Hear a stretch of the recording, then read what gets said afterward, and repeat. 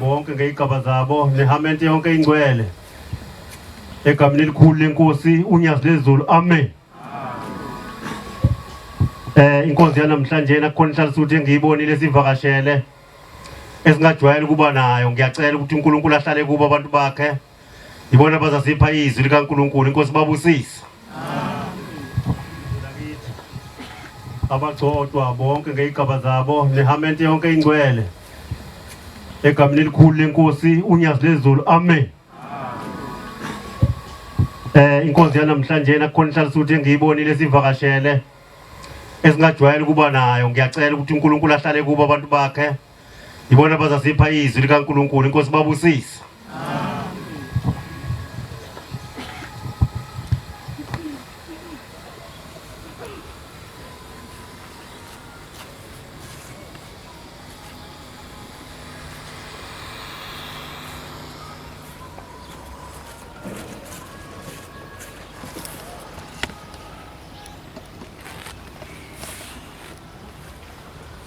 Umthandazo wesabatha, mini yesabatha mayibe yinhle kwabangcwele. Isandulelo sesihlabelelo somthandazo wesabatha, isihlabelelo senkumbuzo yezizukulwana senkumbuzo yokuzila inkumbuzo kaNkulunkulu.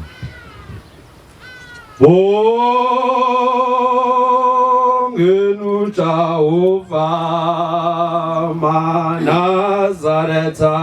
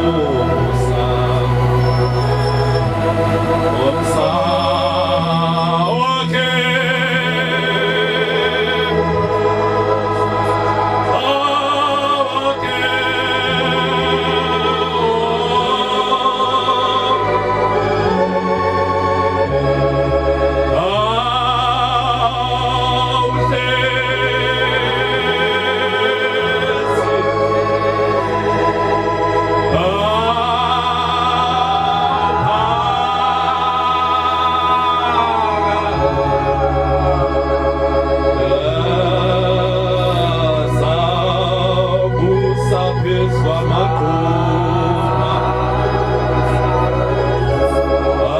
amaqhuma nezitaba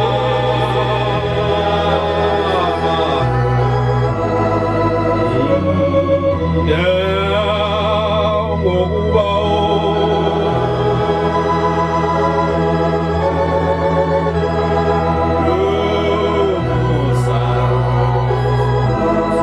umsaba wakhe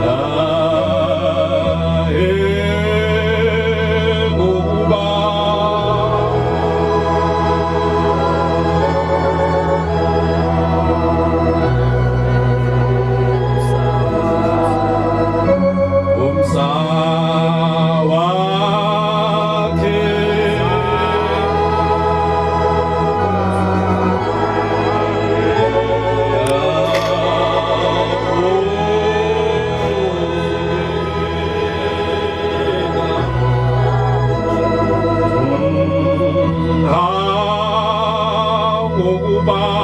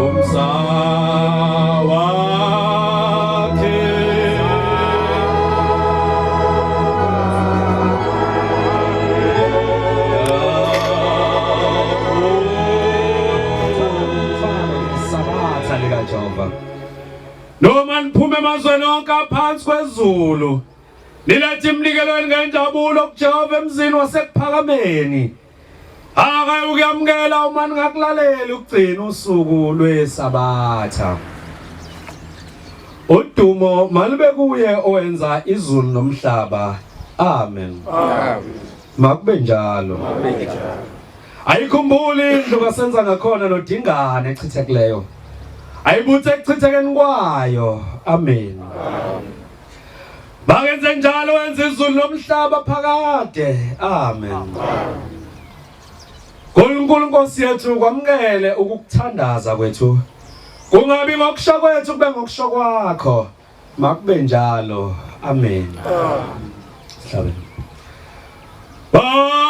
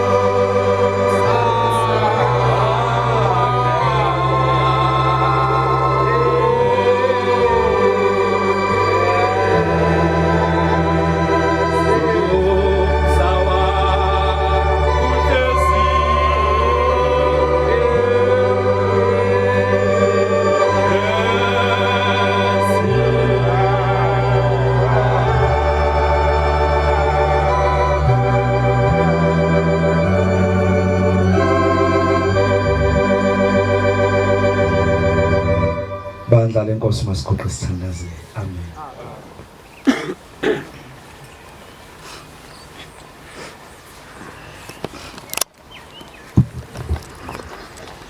Ngiyayithetha inkosi yasemhlabeni ngoMnazaretha.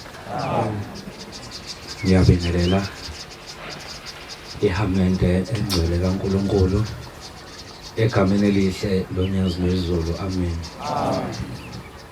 NgingowakwaMsomi Sibongo endaweni yaseMthwalumo. Ngokokuquba ke la eThekwini ngila eMjondolo kwaSanti mayibonge Nkosi. Bangcola abahle enkosini. Sithe ake sidlule sithole inkonzo yesabatha.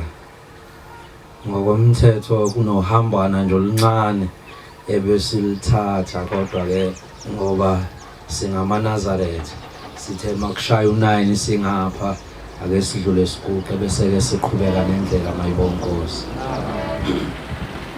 Ngizocela nje bangcela abahle enkosini ukuhlabelela amavesi azoba mbalwa. Inkonzo mina sengiyiphathile. Ngizoma nje ngicabanga ukuthi 2 hours kuphela bese ngidedela abafowethu mayibonge Nkosi.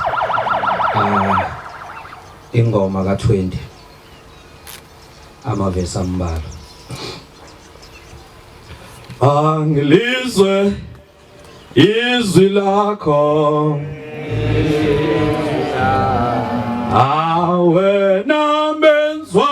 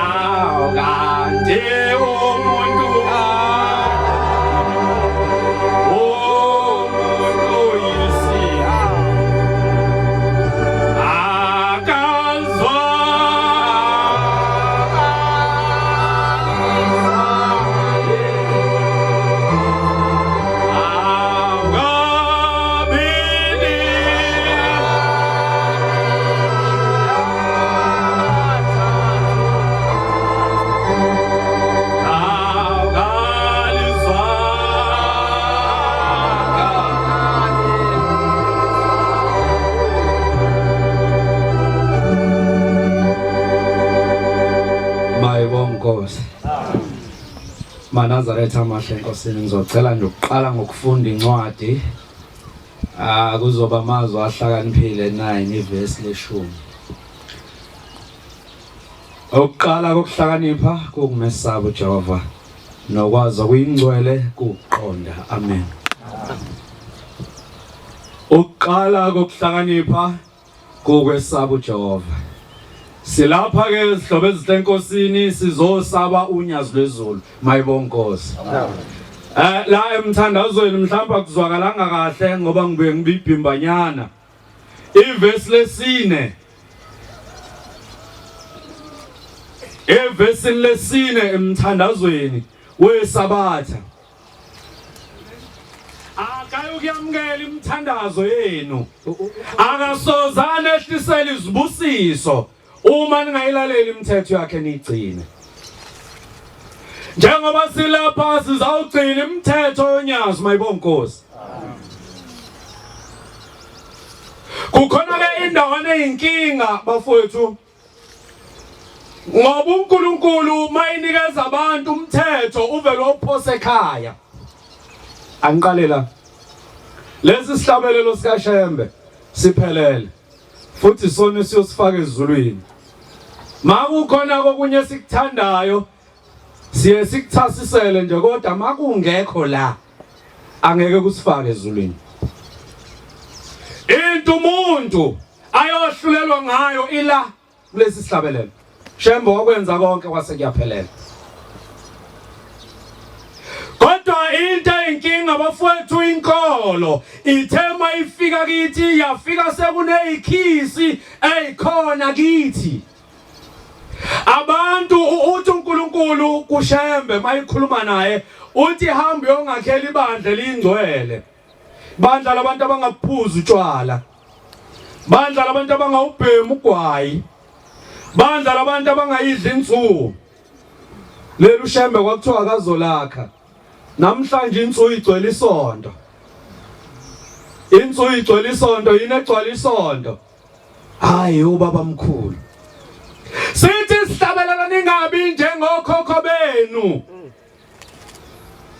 Hayi ngeke ngishinto ubaba mkhulu. Sithini kanti sihlabelela? Ningabi njengokhokho benu bazenza lukhuni inhliziyo zabo bethanda insuku njengoba nawe uyithanda nje. Ha? Ethi ngoma ka-88 siyoyana kweliphezulu. Kodwa indlela abafowethu yokungena ezulwini sikuyona kuShembe. Hayi ngakhathaze kumaNazaretha. Angidlule kulento nje kancane. Ngingosemthwalume mina. Lapha emthwalume mawuzwa kuthiwa khona uShembe kusuke kukhona unyazi. Lisuke lisemthonjeni wokuphila. Ayikho ke enye into. Ayikho nje enye. Angifuni nokuxila ngizothatha nje lo 2 seconds ngimtshene lokho kuphela. Ayikho enye into ekhona emthwalume. Ningadide mhlawumbe umuntu ukadideka laleli radio ezothiwa hayi mina ngumlungisi igama lami lokuzalwa ngwakwaMsomi. Nangapha kaMsomi kuyenzeka kube khona omunye umlungisi akusho ukuthi angisena umlungisi.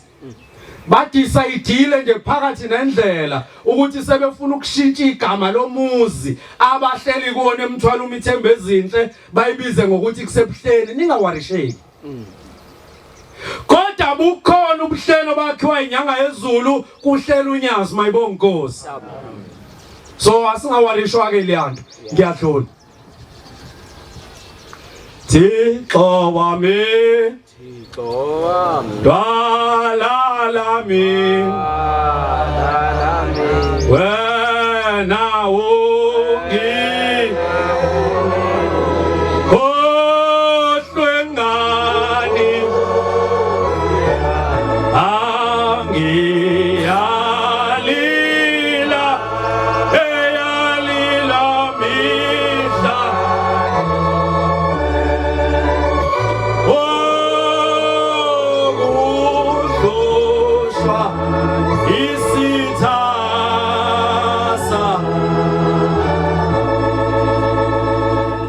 Ukwenzekile empilweni ngaphambili kwakhona isigiqi. Lezi isigiqi zisenze abanye bethu baba lapha. Omnye umuntu kuyenzeka abafowethu umuntu ashunyayezwe ngosizi. Ngoba imndeni yakhe ingekho endaweni efanele phambili kaShembe. Besitshala uthando kuye kweminye imizi ubuNazaretha bungene ngoba umakoti endile khona kodwa abantwana bengatholakali. Bahamba yonke indawo befuna usizo. Kwavela mveli wathi hamba olahlela. Wayisehambe lahlela wafika wayizuza inhlanhla mayibonga Nkosi. Ngisendabeni ethi sikhonze ezulu. Uthi ke uShembe mawusungenile kuleli bandla. Noma ngabe wathathwa uthando lomgidi, noma ngabe uzalwe ekhaya beyiwona amaNazaretha. Kodwa kunomsebenzi uNkulunkulu nemndeni yakhe abasuke befuna wenze. Laba ke ikakhulukazi abakade bengaphandle babuya beza lapha angichaze lento ongayishiya kanjalo. Kudala bekukhona lento ethi makuzelwa amawele elinye ligwinyiswa igabade ukuze elinye lizawuqina. uShembe ufike wayichitha leyo into. Abantu ababenza lonto ababonananga noNkulunkulu. Shembe mayifika la ufike kukhona imikhuba eminingi yayo uyichithile. Kwase kuthi eminye ingcosana ebimihle waseyigcina. ke uShembe singahambi kakhulu nale mikhuba yalapha kwaZulu. Singahambi kakhulu nayo le mikhuba le yala kwaZulu ngoba sizawulahleka endleleni. Akulona ibandla lesizulu leli. Kodwa ibandla likaNkulunkulu mayibonge Nkosi. Mawuke wathi ibandla lesizulu suphumile endleleni. Obona ukugida kwakhona awushaya ugesi la. Lento enaniyenze emaqeleni emagigini ayenziwa la. Shembe ufike wayigcina lento wathi asidumise ngayo uNkulunkulu. Into esele ezikhonza izinto ezikaNkulunkulu ukuba mina nawe sicente indlela esiyongena ngayo ezulwini. uShembe uthe uma thina abantwana sihlonipha abazali bethu siyawungena ezulwini. Uthi uShembe uma indoda yondla abantwana bayibatshela iqiniso yongena ezulwini. Uthi uShembe mawumayiza ukwenda emzini wendoda eyifica isinabantwana ebatholile ngaphandle akabaqoqe ukuze zawungena ezulwini. Ingane zendoda ziyaqoqwa awusho ukuthi angifune ingane yasihlahla ayikho ingane yasihlahla wagana isihlahla wena.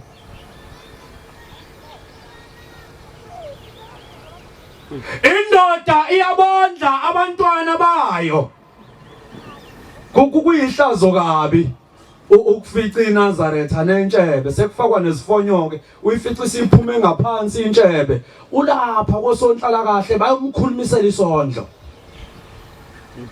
Kodwa emsebenzini la esebenza khona izingane zimbiza ngoBhujo. Bhujo wenza idrink lapha unengane kodwa angayondlini. Lenkolo ke kaShembe bafowethu yayizokwakha abantu sebechithekile bengekho izobabuyisela la uNkulunkulu efuna babe khona. Amen. Uthi ke uShembe wesithathu inyanga yezulu mawuphenduka uba liNazaretha. Khipha abantu bakini esigodini sosizi. Ubese ubalayithela izibani. Ubese ubavulela amasango umuzi wasekuphakameni mayibonge Nkosi. Amen. Lemnikele umthathe elindekele kumuntu meyiNazaretha bese yabuza ke kubo ukuthi njengoba ngaphenduka nangifaka uthando lokuba ngibeke iNazaretha ngangingelona iNazaretha nifunani kimi. Ayikho into eyimanual yokuthi mawuseke ube yiNazaretha uyokwenza lokho ngoba ubona usibani banenze lokho uyawuphumelela cha. Kodwa noma ubani unendlela yakhe. Sonke lapha siphethe okhiye. Ma okhiye bethu bengavulelana shuthi siphethe uphumo. Kodwa okhiye bethu abavulelana. Akufani.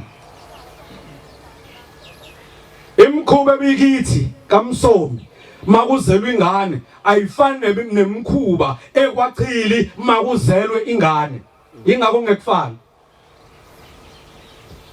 Indlela thina kithi ebesifihlana ngayo uShembe engakofiki ayifani neyakini. Ingakho uShembe ethi akubuzwa kuyena kuShembe makholwa kuyabuzwa.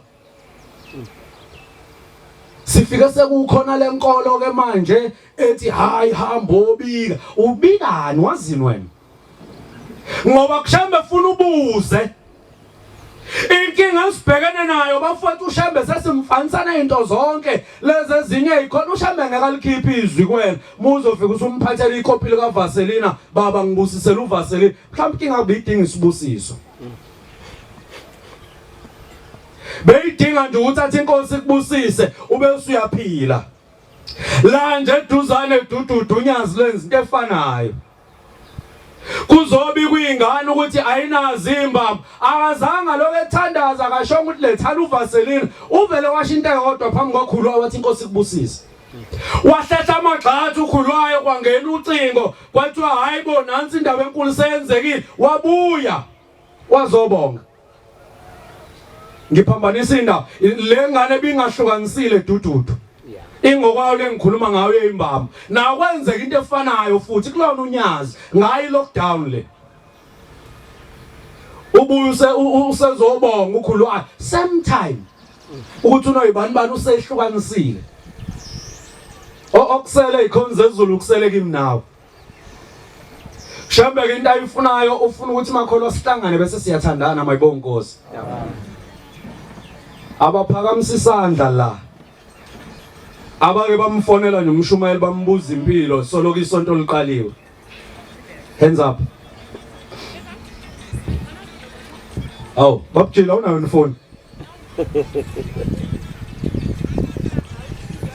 hands up boma abake bamfonela umkhokheli babuza impilo ayibo siyathandana sibonana la nje hawu na ukhona iyona into efuna ushembe leyo kithi sizosisha wakhe abantu abasha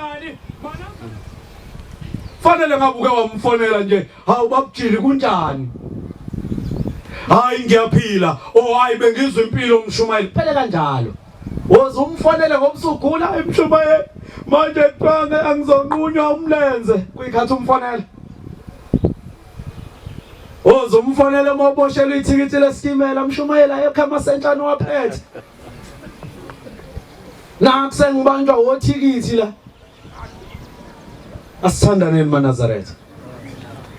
asithandaneni maNazaretha ushembe uthando asiyekeni ke lento esiyenzayo sonke la singafonelani masixakekile kodwa umuntu akamfonela omnye embuza impilo wamakholo uyazi uma sizawuqhubeka nokungazani kuzokonakala njengoba nje kukade kunalezi iphithiphithi bezikhona kunamaNazaretha amanye alahlekelwe umsebenzi nyakwazi lo kusukela ngonyaka ophelile kunomuntu ohleli la ongena into azoyidla uyacabanga lokho uma ke sizobonana ngoba sesibonana la ungambuzi uzosiza ubani ngoba phela wena umfowabo ngeke ahambe manje agqoka ukuthi ayinophaqaka yeapostoli khona bezomphakela cha yithi kufanele simphakele ngoba singabafowabo mayibonga Nkosi ngizothukuma mama la kuyona le yasemhlabeni ngoba manje mangike nganyuka ngayezulwini singakokwazani sila sodideka sonke uMichael noAbednika sibayeke ake sibhekane thina ukuze uNkulunkulu ezokusibusisa abanye sebehlala umnyaka akakwazi kubo komunye bahlala ngokuhlebana house bani intshebinga akakakhingani uyazini ukuthi unayo imali yematerial kodwa akanayo imali yomakhi uma besihlale phansi saxoxa kuphuma umakhi phakathi kwethu siyomakhisa ngabe unekhaya usibani akashadelwa ngayo yazi ukuthi unayo imali yeinkomo angashadelwa imali yama 10 kg angenayo mase singahlala phansi simbuze bese simxhasa ngama 10 kg angashadelwa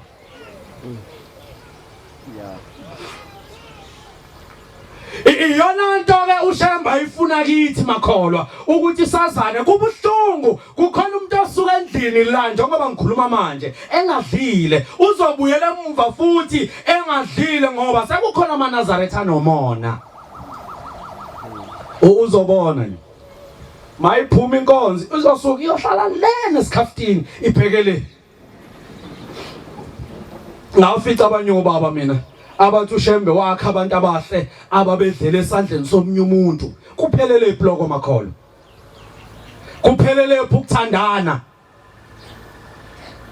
bekukhona uhlobo lamaNazaretha abekade lithi imali sebenza lithi hayi bantwana benkosi ngiyasebenza ngicela ungasebenza uthanda ukuya emhlanganweni asukume ngizomnikeza imali yokugibela asekhona ashona hawu awavuke phela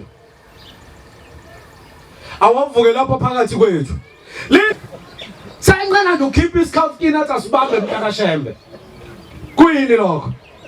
Angixoxele indaba bese ngehlela ngezasa. Sasihamba nalezi insizwa sikemzimkhulu. Kumshumayela uDlamini usethawu ngiyajabula insizwa uma nifika sithi cha baba siyadlula uthe sibhekene nendaba enkulu la siyahamba siya ngapha komnyumuzi umshumayela Xaba yes siyahamba siya komnyumuzi ngapha kunenkosazana yentethelelo edlulile emhlabeni. Le nkosazana yentethelelo yenza isimanga mayibuya nje njalo ntambama iqonde emabhodweni ifika iphake idle. Uthi ke sebeze bayibuza ukuthi kwenze njani ithi hayi benginomona ethempelini bengithi mangifika ngiphethe ukudla ngihlale ngibhekele nala ekhaya umuntu meza ngiphaka noma kudliwa bengimvalela ngiphume ngiye kuyena. Uthi ke uShembe ungibophile wangibopha ejele lokudla la ngikhona ukhispoon ukugcwale sengize ngabaleka ngiyabona ukuthi kungcono ngize la ekhaya ngoba mangidle emabhodweni kuzophela. Indaba efika yakhulunywa uShembe uthi ngale kwethuna indlela intathu uyadlula umuntu ayephileni adlula ayekuboshwe ayejele ayekoboshwa adlula ekulahlweni yadlula nale nkosazana yentethelelo yahamba ejele. Ungavumi emzini wakho kungeni iNazaretha noma kungena umuntu nje aphume engaphuzanga ngishamanzi. Kudala bekuba khona amahe umuntu mayengena nje khula khona umuntu okazobuza indlela ngoba elambile. Ningixolele ngithe ngizobayeka oMateyu noZakariya ngifuna sikhulume sodwa ukuze uNkulunkulu ezawukwazi ukuhlala enhlizweni zethu. Akakwazi ukuhlala enhlizweni zethu ngoba sekuphelile ukuthandana. uJehova uthema ubona umuntu ubone yena. Ngakho bayakufika umuntu kwakho bakwazi ukuthi nanti unyazi ukhiphe yonke into enhle nayo umnike. Niyangizwa makholo?